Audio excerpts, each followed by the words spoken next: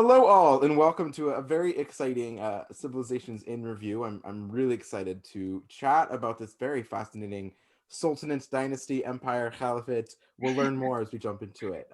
As a reminder, Alfuzaic is on all places and platforms, but this call specifically will be on Facebook, on YouTube, on our Instagram, on our website, and on our Spotify podcast. So you can check it out and listen to all the great things that we're about to jump into. Thank you again, Olivia, for being here and writing this great article, sharing your wisdom, and Abby, our co-moderator extraordinaire. I think this is your fifth, so thank you for continuing to hang out with me and learn more about this empire. I'll throw it to you, Abby, to read the one-on-one word intro. Established in 12th century Egypt by Salah al-Din, the Ayyubid Sultanate marked one of the most significant periods of religious and military proliferation for Sunni Islam. Loyal to the Abbasid Caliphate in Baghdad, the Ayyubids' control spread from present-day Libya and Egypt through Jerusalem and down into Yemen. Salah al-Din, considered the most famous Muslim hero of the medieval period, was responsible for restoring Jerusalem to Muslim control after the Third Crusade. Though it lasted only 80 years, the Ayyubid Empire generated a powerful campaign against European conquest and contributed predominantly to art, education, and military strategy in the Middle East. What an intro, my goodness. Let's begin with Salah al-Din, the founder. Tell us what you know about him and what he created. Yeah. Well, first of all, thank you for having me. So excited to jump right in. There's so much information out there about this guy, a really, really important figure. Not only obviously the face of this empire, the creator of this empire, but also a hero of the Middle Ages, a key player in the Crusades, and someone who had a profound impact on the proliferation of Sunni Islam and the sort of what the modern iteration of Sunniism looks like today. So he came from a family that was Kurdish in origin, and the name of the empire, the Ayyubids, comes actually from his father, Ayyub, makes sense. And his father and his uncle, Shirka, were administrators, warriors, professional soldiers working for the Zengids, who were based in Damascus. And he rose to power through their work in Damascus and through actually helping his uncle, who was representing the Zengids and the Zengid Sultan, the Zengid Emperor Nur ad-Din in Egypt at the fall of the Fatimid Empire there. Yeah. Could you maybe paint a picture of so he, becomes this leader? Can you paint a picture of what the first, 5 or 10 years of his ruling looked like, what the political landscape was when he assumed power, where we were relation to the Crusades, timeline, etc.? Sure. So there are a few crusades that happened during this 80-year period of the entire empire's reign, which he was actually not alive for very much of that. The empire actually was sort of solidified in the 1170s when he became the royal vizier. That's the English term of Fatimid Egypt. So at the time, Egypt was not Sunni, but Shia in Islamic persuasion. And the Fatimids were sort of weak in terms of their influence, their ability to spread Islam throughout that area. So as a leader historically of like the Sunni jihad, it was pretty it was pretty easy. It was pretty seamless a transition from the Fatimid rule to his rule at the death of Nur ad-Din. certainly it was a controversial rise to power because it was so based in military conquest. But from about 1171 up through 1185 is when Salah al-Din was building his army, proliferating his influence back towards Damascus, into the area that is Jerusalem, and now sort of the contested Israel-Palestine area. And then in the late 1180s is when the Battle of Hittin took place, which is the famous battle that made up the Islamic victory in the Third Crusade against the Latin Church and the Franks. Yeah. Wow. I don't know how to respond. I threw a lot of information at you all at once. Thank you. And again, all of this is on the website as well, so you can read it. And Olivia cited very often, which I very much appreciate, so you can have all of these great conversations. Several of the empires you mentioned as well are also on Alphuzaic, so you can hop around. I don't really know where to begin with that phenomenal history that you just so eloquently said in the course of 60 seconds. I don't know. I guess I'll throw it to you. What of all of those sort of pieces did you find the most fascinating in your research? So I would say that in some ways, I think that the Ayyubid Sultanate, that this empire looks like many of the other empires that came before, that came after, in the Middle East and the Mediterranean in general. You had this central hero, sort of, who was a really prolific military general, and definitely what he's known for is his military might. He had sort of this almost never-ending campaign of battles, of expansion, which in terms of money would later lead to some issues, eventually lead to the downfall of the Ayyubids, because most of the economy was based around funding these military campaigns. But besides that, something that Salah al-Din, or Saladin, I guess, Saladin is how he's referred to in English in the West.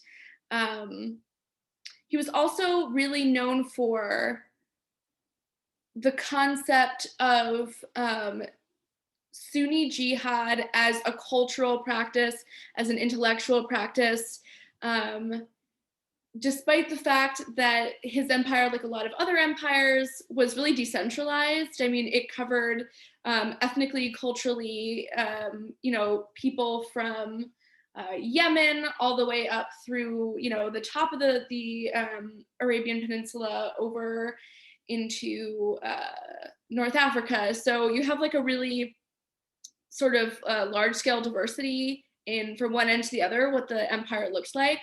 In terms of the types of people who were serving him or working under him,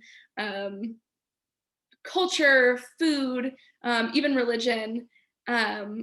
But what he did was he made himself the face of this jihad, and he established throughout the empire like a system of schools, of madrasas, to work on assimilating people to that common fight, that common goal of creating an intellectual culture in addition to a religious culture. So you see a lot of important discoveries in math and science coming out of these institutions, which is incredible, in addition to the theology that you have, in addition to like beautiful artwork, styles of artwork and of writing, all of that stuff, that you can see that major influence in many different Middle Eastern Mediterranean cultures today. So an important guy, in addition to being a really prolific general. So yeah. I think that unification you speak of is really interesting. And obviously, like the madrasas have had a lasting effect, but you also write about how much strife there was internally due to the feudal like structure of his rule. So I was hoping you could speak a little bit more to that. And we don't have to rush to this yet, but obviously, the downfall of the empire was a combination of internal and external conflict. So, however quickly you want to shape that conversation, but just focusing a bit more on that feudal ruling system and things would be great. Sure. So, like you said, the decentralization and the feudal nature is really closely linked to the eventual downfall of the empire, in part because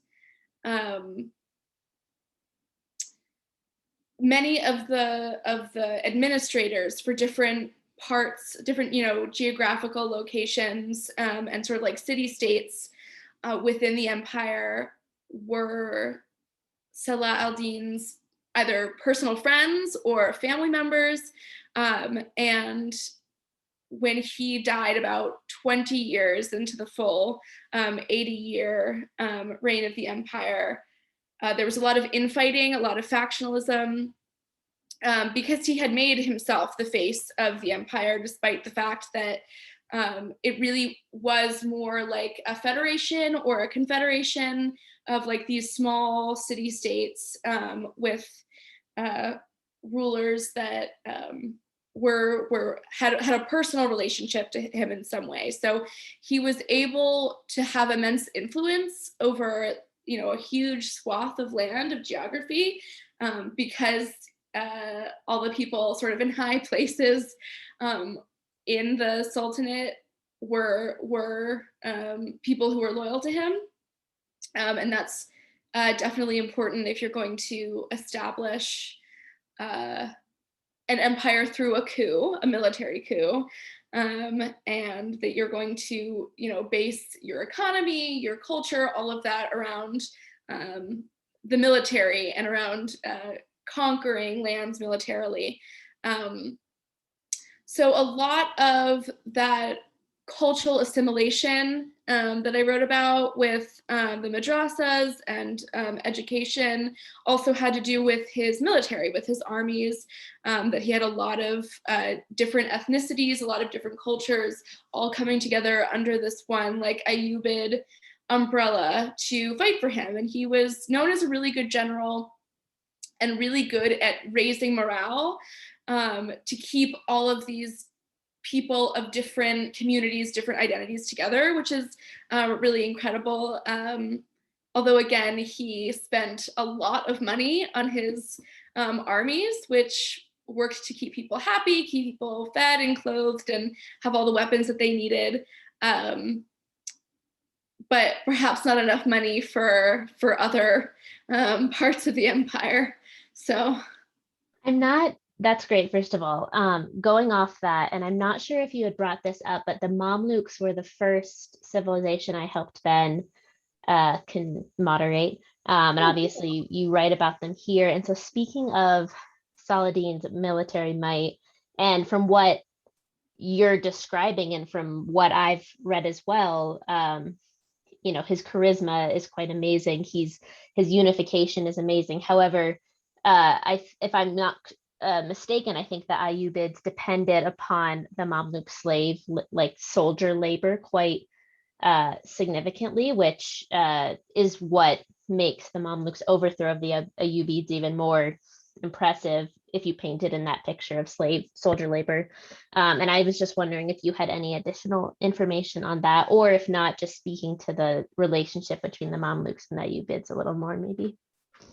Yeah, I think the really fascinating thing about the Mamluks is that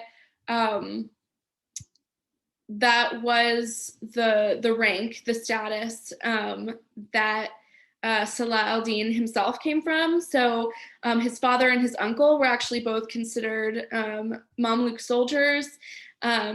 I think it's a complicated like status or rank to imagine for us in the modern world, because we think of slave labor as being one type of status, or being like the lowest of the low, especially, you know, in America.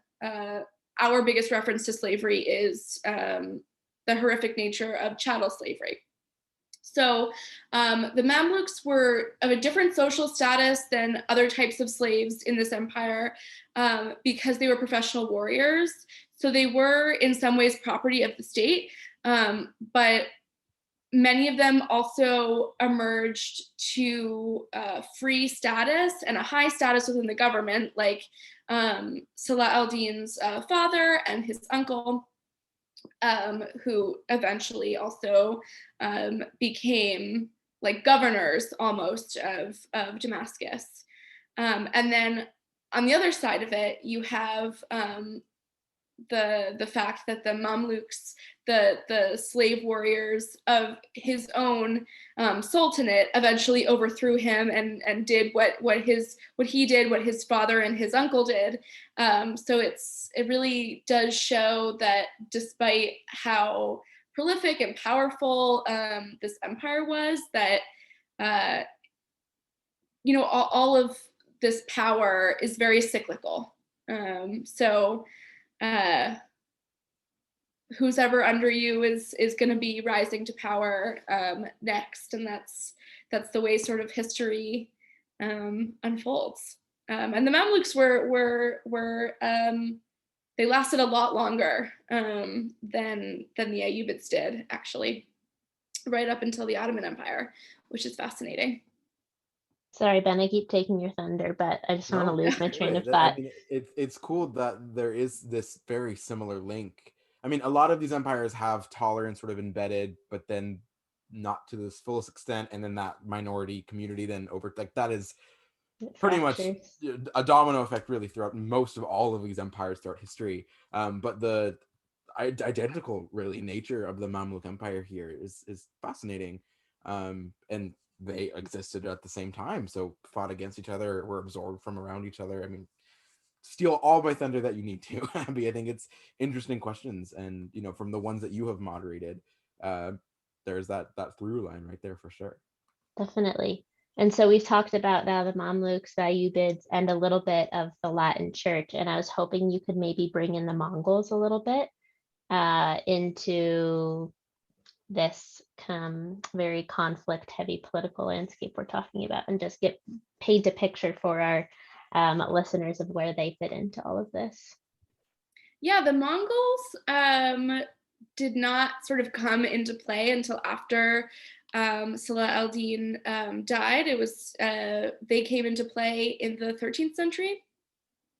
So during the time that his son and then later his nephew, his brother, and then his nephew, so his brother's son, and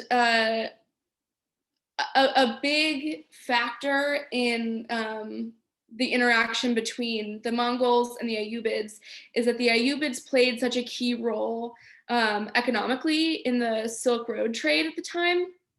So despite the fact that the Latin Church, the Franks,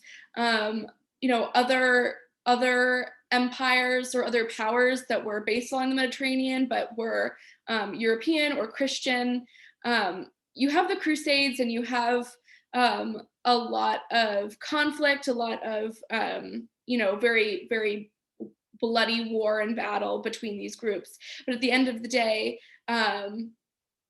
geographically, the Ayyubids were positioned in between Europe and Asia. So they were quite literally the middlemen economically along this trade route. That made them very powerful, even for only a short amount of time.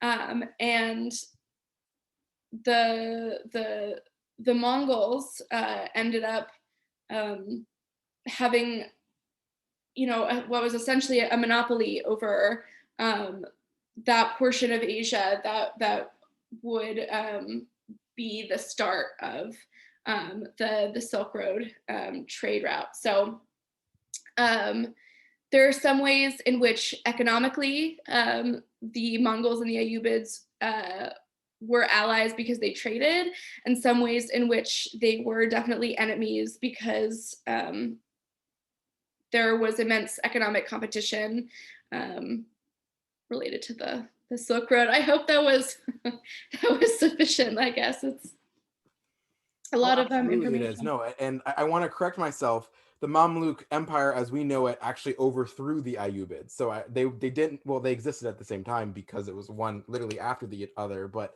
the community that overthrew the Ayyubids then became the Mamluk Empire that we know. Just to correct that record. But Abby, that's super fascinating because you have the two empires literally back to back that you have co-moderated. So I wanted to correct myself. I knew that felt a little wrong when I said it, and I did the reading at the same time. But what's lovely is that, again, these conversations interact. So the things you just brought about the Mongols or the Silk Road or the Mamluks are all hyperlinked in your Ayyubid article. One of the reasons I love the Civilizations 101 series is for that exact reason, to see those interconnections. And the Silk Road was vital for every single empire throughout, even modern empires and countries today use that trading prowess. So thank you for sharing that, Olivia. And I just wanted to clear up a little bit of the historical timeline. This is, I think, our 15th one. So all of them get a little muddled. And we have Wow. even more that are written rather than actually spoken about. So, wow. So actually, the Ayyubids were then a much shorter empire in terms of their actual length. And I was just curious, clearly a huge impact through all the art and education and literature and conquest. And set the Mamluks up really for a quite long reign given the style. So curious if there's any other key accomplishments or modern influences or any sort of major things the Ayyubids did in their relatively short reign that stuck with you in your research. Well, there's like you said, it's all of this is happening in a relatively short time frame, so only about 80 years, not even a full century. But it really is impossible to understate how much influence, especially related to like Sunni Islam and the fact that Sunni Islam is now holds a very specific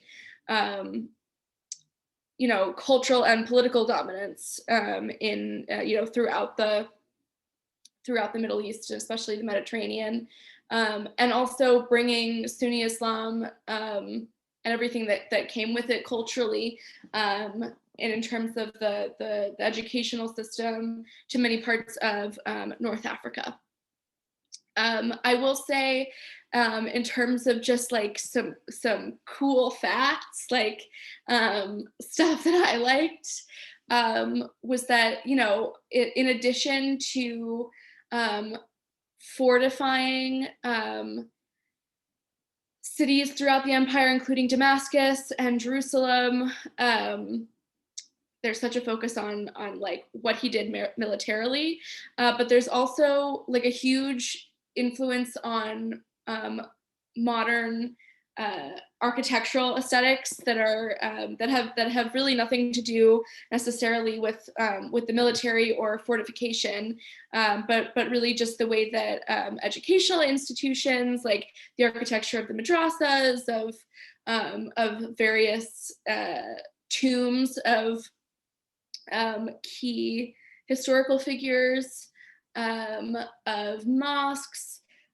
There's so much beautiful architecture from this time, and so much beautiful art. And if you go on the website of the Met Art Museum in New York, they have a lot of information about how much women actually were involved in the creation of like patronizing artisans, architects, builders to create these structures and to create some of the most like iconic pieces of art and of architecture of this time. And especially when we talk about the military might of some of these empires, the women obviously don't always get talked about. So from a cultural perspective, in terms of like beautifying the empire and like the aesthetic influences that it has today, a lot of that was the powerful women in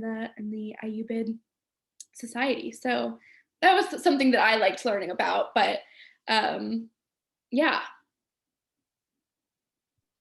Do you know whether that was indicative at all of like broader gender equality as compared to other empires, or was that the primary way that women were able to make an impact for the Ayyubids? So I think it's a little bit difficult to know exactly, because in relation to patronizing the arts, to building these beautiful iconic structures, we know that some powerful women had a lot of like financial resources. They had a lot of money, like disposable income, I would say, at their fingertips.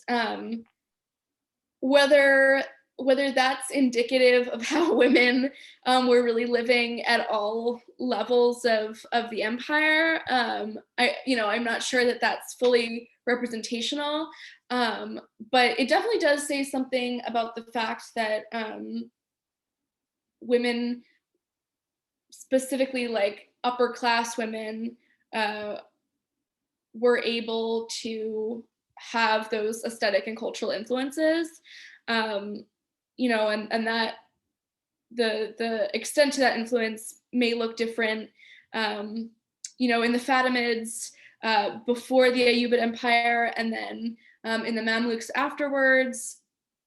But I do think when you only have this 80-year chunk,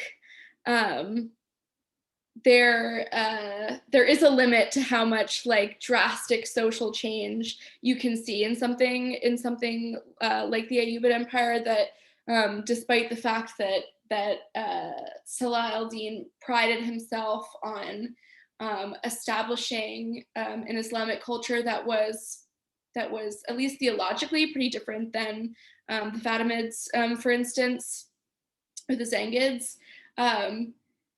He kept a lot of their culture. He kept a lot of their social stratification styles that really lasted. Yeah, and then he died 20 years into the empire. So I would also probably say that because it was so decentralized, and you have people living very differently in what is now Yemen versus in what is now Egypt, there's probably not one answer to the role of women, how women were treated, and what their specific power or lack of power was during that time. So yeah. This is so immensely fascinating, and I would love to chat with this forever, but we are nearing the end of our time. So Oh no. I'll offer one last question to you, Olivia, and then we'll wrap up. Any final pieces of cool information and knowledge of your research and learning about the Ayyubids that you'd like to share with us? Well, for me, I thought it was funny that I, selected this civilization to do, just because I was looking for something that was not just centralized in, in the Middle East or in North Africa. I wanted something that took me, I guess, throughout a lot of the region. And specifically, I wanted to look at something, a civilization that also had pretty strong roots in Egypt and Nubia. And then I discovered that despite the short amount of time that it existed, it's considered one of the most important pieces of medieval history, especially related to the Crusades, which before doing this, in school, in America at least, we learn more about the Crusades than we do about, the Ayyubid Empire, or anything related really to ancient history that doesn't have to do with Christianity or Catholicism. So that was really interesting to me. And I got to do a lot of fun research looking at the Crusades from a different perspective, one that like is inherently not European. So I think that was probably one of my favorite parts about this. And yeah, does that does that answer your I question? love it. No, I always am curious on why the writers chose what empires that are still available to write about. And I think that's an excellent and quite common point, is that these are not talked about, to the chagrin of everyone who wants to learn about this region. And one of the many reasons it's the first project all of our Alphuzaic writers do is to help learn yourself these really cool empires, but also educate and share and explore all of the really cool pieces that make up the modern region we know today. So thank you, Olivia, for your work on this. Abby, you wrote one, and I also myself have written one already, so go team. But also, for specifically on the Ayyubids, Olivia is our expert now, and I so appreciate you speaking so wonderfully and clearly about this very fascinating, quick, less than a century of time. And Abby, as usual, phenomenal co-moderator. Can't wait for the next one that you jump on. That's it for this phenomenal Civilizations in Review. Thank you again, Olivia, for writing and sharing, and Abby for asking great questions. To read more about the Ayyubids or and all the other great civilizations that we have, please go to our website. That's alfusaic.net, ALFUSAIC.net. Thanks so much.